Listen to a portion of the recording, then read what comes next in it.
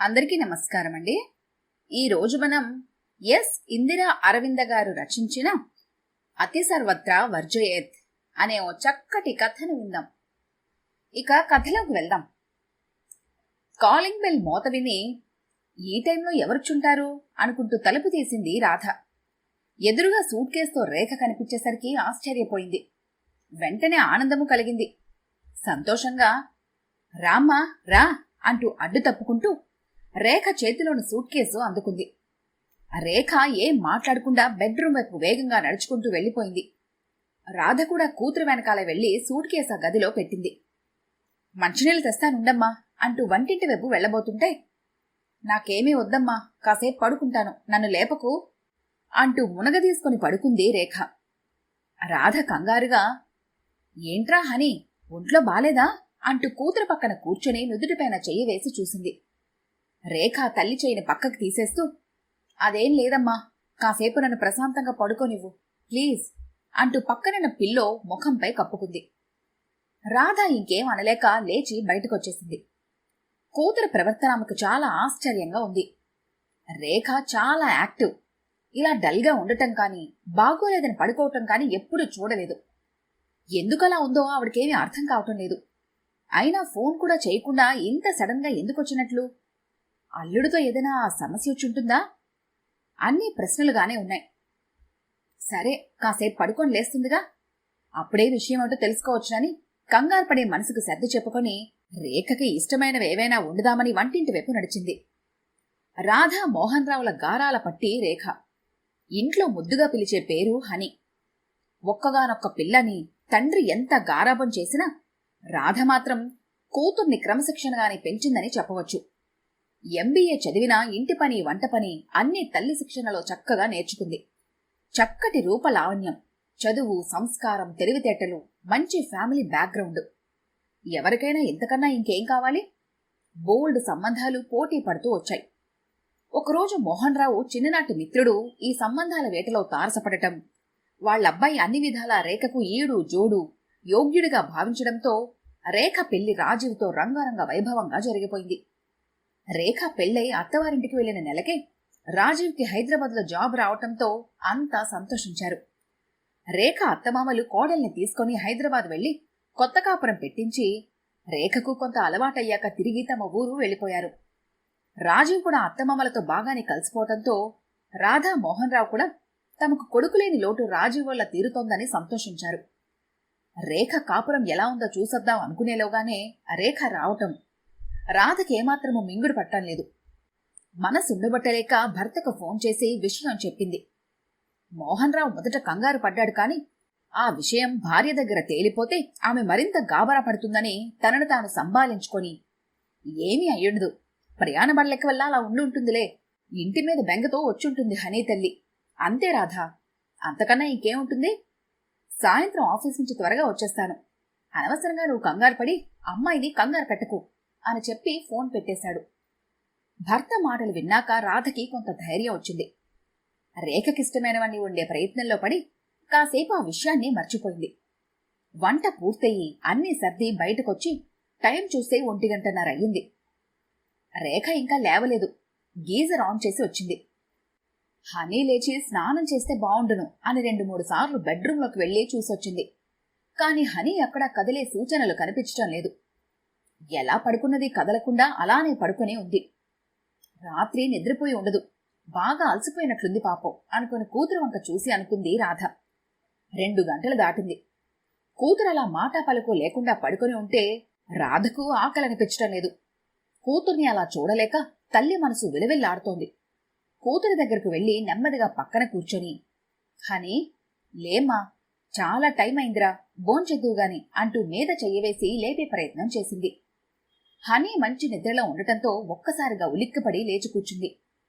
నేనెక్కడున్నాను అంటూ కంగారుగా చుట్టూ పరికించి చూస్తూ తల్లిని చూసి, అమ్మా అంది బిగ్గరగా. హనీ, ఏంట్రా, ఎలా ఉందిప్పుడు, బడలికి తగ్గిందా అంటూ రేఖ తల నిమురుతూ ఆప్యాయంగా అడిగింది. రేఖ నిదానంగా ఈ లోకంలోకి వచ్చింది. బాగానే ఉందమ్మా, రాత్రి నిద్ర పట్టక ఇప్పుడు ఒళ్ళు తెలియకుండా పోయింది అంది నెమ్మదిగా తల్లికి సంజాయిషిస్తున్నట్టుగా. పోన్లే, బాగా నిద్ర పట్టిందిగా, తలదిమ్మ ఉండదులే. గీజర్ ఆన్ చేశాను, లేచి స్నానం చేసి రామ్మా, భోంచేద్దాం. నీకిష్టమైనవన్నీ వండానురా బంగారు అంది కూతురు వంక మురిపెంగా చూస్తూ. రేఖ ఏం మాట్లాడకుండా లేచి అలమరాలో నైటీ తీసుకుని బాత్రూంలోకి వెళ్లి తలుపేసుకుంది. రేఖ స్నానమయ్యేలోగా డైనింగ్ టేబుల్ పైన అన్నీ సర్దు పెడదామని రాధ కూడా లేచి వంటింటి వైపు అడుగులు వేసింది. తల్లి పోరు పడలేక ఏదో మొక్కుబడిగా తిన్నాననిపించి లేచింది రేఖ. మొత్తానికి కూతురేదో సమస్యతో బాధపడుతుందనేది రాధకు అర్థమవుతుంది ఆమె వాలకం చూసి. ఖాళీ గిన్నెలన్నీ సింకులో పడేసి టేబుల్ క్లీన్ చేసి హాల్లో సోఫాలో కూర్చున్న కూతురు దగ్గరకొచ్చి కూర్చుంది రాధ. హనీ, ఏంట్రా విశేషాలు? ఎలా ఉంది కొత్త కాపురం? రాజీవ్ బావున్నారా? అబ్బాయి కూడా రావాల్సింది, చూసి చాలా రోజులన్నట్లుంది అంది రాధ నిదానంగా. ఏడ్చినట్లే ఉంది నా కాపురం. నా వల్ల కాదమ్మా ఇంత కాపురం, అందుకే వచ్చేశాను. ఓ 10 రోజులుండి వస్తానని వంక పెట్టొచ్చాను. కాని ఉద్యోగం ఏదైనా చూసుకొని నా బ్రతికైతే నేను ప్రశాంతంగా బ్రతుకుదాం అనుకుంటున్నాను అంది ఏడుపు నాపుకుంటూ బొంగురు గొంతుతో. రేఖ మాటలకు రాధ నిశ్చేష్టురాలైంది. అదేంట్రా అలా అంటున్నావు? ఏమైంది? అల్లుడుగారు మంచివారే కదా, లేక నీతో సరిగా ఉండటం లేదా అని అనుమానంగా ప్రశ్నించింది. మంచివారు కాకపోవడమేమిటి, చాలా చాలా మంచివారే. ఏ చెడులాట్లు లేని బుద్ధిమంతుడే. కాని చాదస్తం అనే జబ్బుతో నన్ను చంపుకు తింటున్నారు. మా అత్తగారి వారసత్వం ఈయనకు బాగా వంట పట్టేసింది. ఆ నస భరించడమే నా వల్ల కావటం లేదు అంది ఉక్రోషంగా. ఏంటి, చాదస్తమా? ఓస్, ఇది కూడా సమస్యేనా అన్నట్లుగా నవ్వేసింది రాధ గట్టిగా. నీకు అలాగే నవ్వులాటగానే ఉంటుంది. రోజు పడే వారికి తెలుస్తుందా బాధ ఏమిటో. ఏదైనా కొంతవరకైతే చేయగలం కాని మరీ అతిగా అన్నిట్లోనూ పద్ధతులు సాంప్రదాయాలు అంటుంటే అవి ఆచరించను లేక దాన్ని ఎదిరించను లేక సతమతమైపోతున్నాను. జాబ్ ట్రయల్స్ కి ఖాళీయే దొరకటం లేదు, చేసిన పనులే చేస్తూ ఉంటే అని కన్నీళ్ల పర్యంతమైంది రేఖ. రేఖ మాటలు వింటుంటే పెళ్ళైన కొత్త కదా, అతని పద్ధతులతో పిల్ల ఎమడలేక బాధపడుతుందేమో అనేది రాధకు బాగానే అర్థమవుతోంది. అయినా అన్నీ వివరంగా తెలుసుకుంటే దానికి ఏదైనా పరిష్కారం దొరక్కపోదని అనుకుని, ఈ రోజుల్లో కూడా అతిగా చాదస్తాల పట్టుకు వేలాడేవాళ్లు ఉన్నారంటే ఆశ్చర్యంగా ఉంది. మీ మామగారు నాన్నకు చిన్ననాటి మిత్రులు కదా, వాళ్ళింత చాదస్తులని నాన్నకు తెలిసి ఉండదు. మనం మటుకు సాంప్రదాయాలు పాటించిన నాస్తికులమేమీ కాదు కదా. కాకపోతే కాలానికి తగ్గట్టుగా అతిగా కాకుండా ఏదెంతవరకు అవసరమో అంతవరకు ఆచరిస్తున్నాము. పెళ్లి కార్యక్రమాలన్నిటిలోనూ అన్నీ పద్ధతిగా చేయిస్తున్నారని సంతోషించంగాని రోజు అలాగే చేయాలంటే కష్టమే. అతి సర్వత్రా వర్జయేత్ అని ఊరికి అనలేదు. అయినా అసలేం జరిగిందో చెప్పు హని, దాన్ని బట్టి ఏం చేయాలో ఆలోచిద్దాం అంది కూతుర్ని అనునయిస్తూ. రేఖ చెప్పసాగింది. రోజు చీకటితోనే లేవాలంటారు. పొద్దున్నే ఇల్లు వాకిళ్లు ఊడ్చుకోకపోతే సెనట. పని మనుషులు 8 గంటలు దాటాకని రావటం కుదరదంటున్నారు. అందువల్ల గదులు తుడవటం, వాకిలి కడిగి ముగ్గులేయటం నేను చేయాల్సి వస్తోంది. సాయంత్రం మళ్లీ సందెపాచి తుడవాలట, చీకటి పడకుండా. ప్రతి గురువారం గదులు కడగకపోతే లక్ష్మీ నిలవదట. లక్ష్మీదేవి నిలబట్టమేమో గాని ఇంత చాదస్తం చేయటం మా వల్ల కాదంటూ పనివాళ్లు మాత్రం నిలబట్టం లేదు. ఆ పనులన్నీ నా నెత్తి మీద పడుతున్నాయి. వారానికో రోజు శనివారం ఉపవాసం చేస్తే సరిపోదట. సోమవారం శివుడికి, మంగళవారం ఆంజనేయుడికి, గురువారం సాయిబాబాకి, శుక్రవారం లక్ష్మీదేవికి కూడా ఉపవాసాలు చేస్తే ఆయన ఆయుష్ గట్టిగా ఉంటుందట. నవ్వొచ్చినా ఆడవాళ్లు గట్టిగా నవ్వకూడదు. తుమ్మొచ్చినా చూసుకొని తుమ్మాలి. వాళ్ల పనులు ఆగిపోతాయట. ఎక్కడికి వెళ్లాలన్నా, ఆఖరికి బజారుకు సినిమాకు వెళ్లాలన్నా వారం వర్జ్యం చూసుకుంది వెళ్లకూడదు. వర్జ్యం ఉందని గంట ముందో గంట తర్వాత వెళ్లాల్సొస్తుంటే సినిమాకెళ్లాలనే కోరికే చచ్చిపోతోంది. రోజు స్నానం పూజ చేసి ఎదురు రావాలంటారు. సినిమాకు షికారుకు వెళ్లినప్పుడు వచ్చిన ఎదురుని తర్వాత ఎలా తిట్టుకుంటున్నారో తెలిసిన తర్వాత ఎదురు రావాలంటే నాకే భయం. రోజు పనులన్నీ సవ్యంగా జరగవచ్చు, లేక జరగకపోవచ్చు. అది సర్వసాధారణం. దానికి ఎదురొచ్చిన వారిపై ఏ నింద వేస్తారో అని టెన్షన్గా ఉంటుంది. ఇవన్నీ పాటించడం మంచే కావచ్చు, కాని టెన్షన్ కూడా తక్కువ కాదనిపిస్తుంది.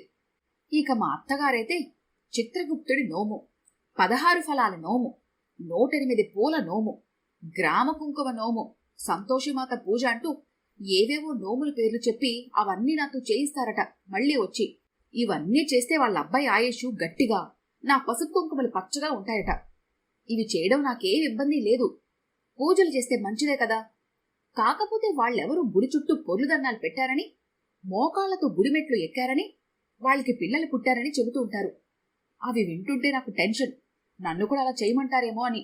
ఒకవేళ మా అత్తగారు అనకపోయినా ఈయనైనా నన్ను ఆ పని చేసే వరకు ఊరుకోరనేది నా భయం. ఇంత చదువు చదివి ఇంటి పనులే పరమావధి అంటూ పతియే ప్రత్యక్షదేవం అనుకుంటూ నోములు నోచుకుంటూ అమ్మమ్మలా ఉండాలంటుంటే నేను జీర్ణించుకోలేకపోతున్నానమ్మా. మీరంతా అలా బ్రతికిన వారే కాదనను.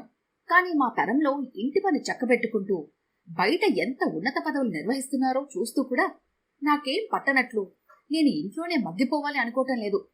వాళ్ళెవరూ నన్ను అడ్డుకోలేదు. కానీ వీళ్ల చాదస్తాలు చూస్తుంటే నన్ను జాబ్ చేయనిస్తారని అనుమానం వస్తుంది. మా అత్తగారంటే పెద్దగా చదువుకొని ఉండరు కనుక అలా అన్నారంటే నాకు బాధేమీ అనిపించదు. ఆవిడ వచ్చినప్పుడు ఆమె ఉన్నన్నాళ్ళు ఆవిడికి నచ్చినట్లు చేస్తే సరిపోతుంది అనుకోవచ్చు. కాని పెద్ద చదువు మంచి ఉద్యోగంలో ఉండి ఈయన ఇంత చాదస్తంగా ప్రవర్తిస్తుంటే నాకు రోజు టెన్షన్గానే ఉంటోందమ్మా. తప్పనిసరిగా హిందూ స్త్రీ గాజుగాజులు వేసుకోవాలి అంటారు. గాజుగాజులు చిట్లకుండా ఉంటాయా? అలా ఏదైనా గాజు చిట్లితే తనకేదో అశుభం జరుగుతుందని ముఖం మార్చేసుకుంటారు.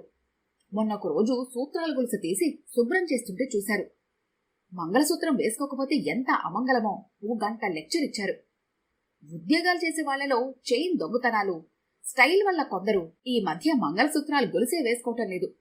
ఈ సంగతి ఆయనకి చెబితే నన్ను అస్సలు జాబ్ చేయనివ్వరని చెప్పలేదు అంది బాధగా. అన్నీ వాళ్ల అమ్మ ఎలా చేస్తే నేను కూడా తూచా తప్పకుండా అలా చెయ్యాలి అంటారు. అమ్మా, పూర్వం ఆడవారంతా ఇంటి పట్టునే ఉండేవారు కనుక రోజంతా ఇంటి పనులు చేసుకునే తీరుబడి ఉండేది. తీరిక సమయాల్లో నోములు, వ్రతాలు, ఇటువంటి పూజా కార్యక్రమాలు చేసుకుంటూ కాలక్షేపం చేసేవారు. ఇప్పుడంతా బిజీ బిజీ. ఆడపిల్లలు కూడా చక్కగా చదువుకుంటున్నారు, పెద్ద పెద్ద ఉద్యోగాలు చేస్తున్నారు, భర్తకు ఆర్థిక సహాయం అందిస్తున్నారు. అప్పట్లో అలా బ్రతకడం కరెక్టే. ఇప్పటిది ఇది కరెక్టు. ఈ ఉరుకుల పరుగుల కాలంలో మళ్లీ వెనకటలాగా బ్రతకాలనుకోవటం ఎంతవరకు కరెక్ట్ అంటావు? మాటలతో మారే వ్యక్తిత్వం కాదు ఆయనది. తన వాదనే కరెక్ట్ అనుకుంటారు కాని చెప్పే దాంట్లో మంచిని అంగీకరించరు అంది రేఖ ముఖం విసుగ్గా పెట్టి. మాటలతో వినకపోతే చేతలతో ప్రయత్నించి చూద్దాం అంది రాధ కూతుర్ని ప్రోత్సహిస్తున్న ధోరణిలో. చేతలతోనా? ఎలా? అంది రేఖ కుతూహలంగా. ఎలా అంటే వజ్రాన్ని వజ్రంతోనే కోసినట్లు వాళ్లని మించిన ఛాందసులుగా మనం మారిపోతే సరి అని కూతురికి ఏం చెయ్యాలో కొన్ని సూచనలు చెప్పింది. రేఖకు తల్లి చెప్పిన సలహా బాగా నచ్చింది. అది బాగా వర్కౌట్ అవుతుందనే నమ్మకం కూడా కలిగింది. 2 రోజులు తల్లిదండ్రులతో గడిపి హైదరాబాద్కి తిరిగి ప్రయాణమైంది రేఖ నూతనోత్సాహంతో.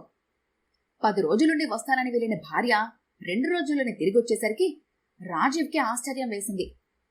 ఏమిటోయ్, భర్తపై గాలి మళ్ళిందా? వెంటనే తిరిగొచ్చేశావు అని రేఖను వేళాకోలం ఆడాడు. వెళ్లానే గాని మీరే గుర్తొచ్చేవారు అస్తమాను, అందుకే వెంటనే వచ్చేశాను అంది. అదేకాక 116 ఫలాల నోము నోయడానికి ఈ ధనుర్మాసం అయితేనే మంచి ఫలితం ఉంటుందట మా అమ్మ చెప్పింది. అందుకే ఆ పనులున్నాయని వచ్చేశాను అంది రేఖ. 116 ఫలాల నోమా? అదే నోము నేనెప్పుడు వినలేదే ఆశ్చర్యంగా అడిగాడు రాజు. వస్తున్న నవ్వుని ఆపుకుంటూ, నోముల గురించి మీకేం తెలుస్తుంది మగవాళ్లకి అంది రేఖ. ఎందుకు తెలీదు? చిన్నప్పుడు మా అమ్మతో పాటు అన్ని పూజలకు పేరంటాలకు వెళ్లేవాణ్ణి. నాకు తెలిసిన పూజలు నోములు నీక్కూడా తెలీవు అని ఎగతాళి చేశాడు రాజు. అలా అమ్మ వెనకాల తిరిగిన నాలెడ్జ్ ఎక్కువయ్యే నాకీ తిప్పలొచ్చిపడ్డాయని మనసులోనే గొనుక్కొని, ఓ అలాగా, అయితే ఈ నోము కూడా మీకు తెలిసే ఉండాలే అంది నవ్వుతూ. 16 ఫలాల నోము తెలుసుగాని నిజంగానే 116 ఫలాల నోము గురించి నేనెప్పుడు వినలేదు అన్నాడు నిజాయితీగా. మా అమ్మమ్మ మా అమ్మతో చేయించిందిట ఈ నోము. భర్త అత్తింటివారు ఆరోగ్యంగా ఉండాలంటే ఈ నోము నోస్తే మంచిదని మా అమ్మ చెప్పిందండి. అందుకే నేను కూడా చేద్దామని నిర్ణయించుకున్నాను. ముందుగా గోల్డ్ షాప్కు వెళ్లి 116 పువ్వులను చేయించమని ఆర్డర్ ఇచ్చొద్దాం. ఆ తరువాత పట్టుచీరలు, సరుకులవి కొనవచ్చు అంది రేఖ తాపీగా. ఏమిటి, 116 పువ్వులు గోల్డ్ షాప్లో ఆర్డర్ ఇవ్వాలా? నీకు మతుండే మాట్లాడుతున్నావా? నువ్వు చెబుతున్నది నిజంగా నోము కోసమేనా, లేక వేళాకోళంగా అంటున్నావా అని నివ్వెరపోతూ ప్రశ్నించాడు. అయ్యో నిజమేనండి, నోము కోసమే చెబుతున్నాను. అప్పట్లో మా అమ్మ ఆ నోము నోయబట్టే మా నాన్న తాత నాయనమ్మ చాలా ఆరోగ్యంగా ఉన్నారంట అంది రేఖ ఎంతో గొప్పగా. చాలే ఊరుకో, నాకు మా అమ్మకు చాదస్తం అంటావు గాని మీ అమ్మకు నీకే చాదస్తం బాగా ముదిరిపోయింది అన్నాడు కోపంగా. చాదస్తం అంటారేమిటండి? మీ ఆయుష్ కోసం, నా సౌభాగ్యం కోసం నేను ఏం చేయడానికనే సిద్ధమే. 116 బంగారు పూలతో పాటు 116 పట్టుచీరలు, 116 జాకెట్టు గుడ్డలు, ఇంకా 116 రకాల పళ్ళు, రకానికి 116 చెప్పులు తెప్పించుకోవాలి. అన్ని పళ్ళు ఎక్కడ దొరుకుతాయంటారా? ఎక్కడి నుంచైనా తెప్పించాల్సి ఉంటుంది. ఇవన్నీ దానం ఇవ్వడానికి 116 గురుముత్తైదువులు అవసరం అవుతారు.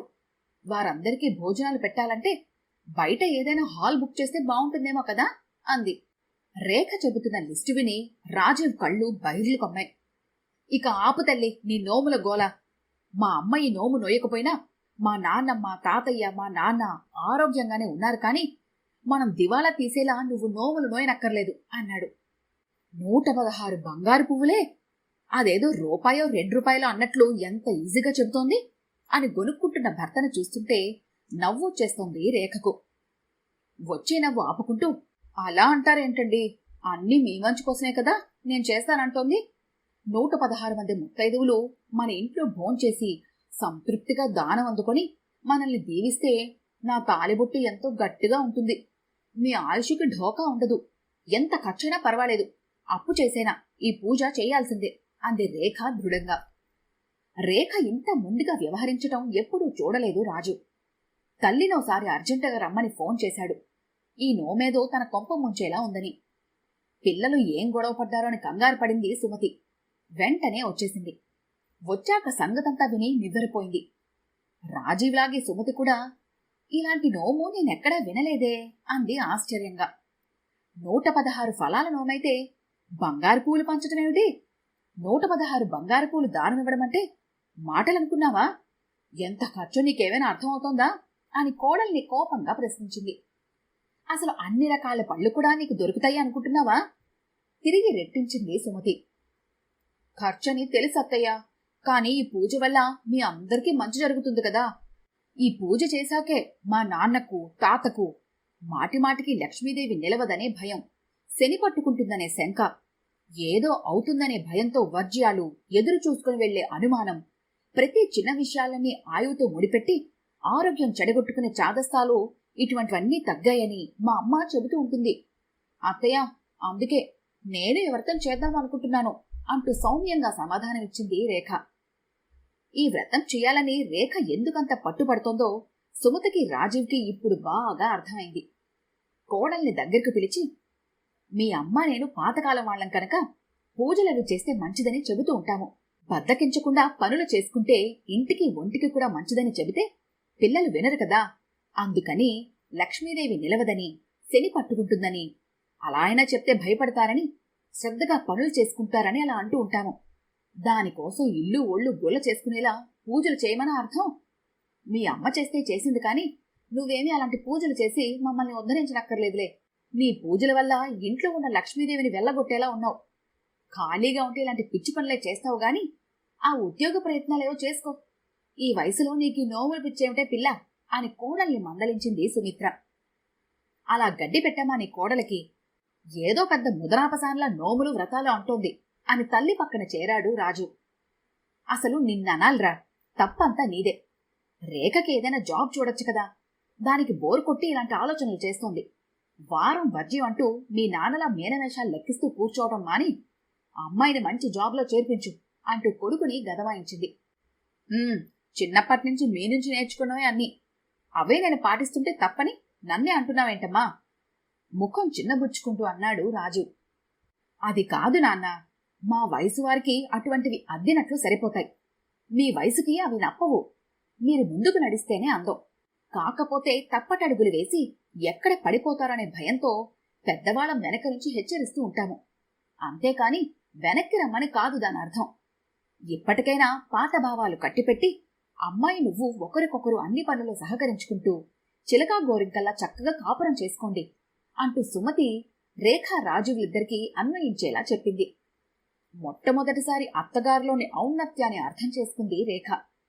తల్లి మాటల్లో దాగున్న నిజాన్ని హెచ్చరికను ఆకలింపు చేసుకునే ప్రయత్నంలో ఉన్నాడు ప్రస్తుతం రాజు. థ్యాంక్స్ అమ్మా అని రేఖ పంపిన SMS చూసుకొని రాధా మోహన్ రావు సంతోషంగా నిట్టూర్పు విడిచారు.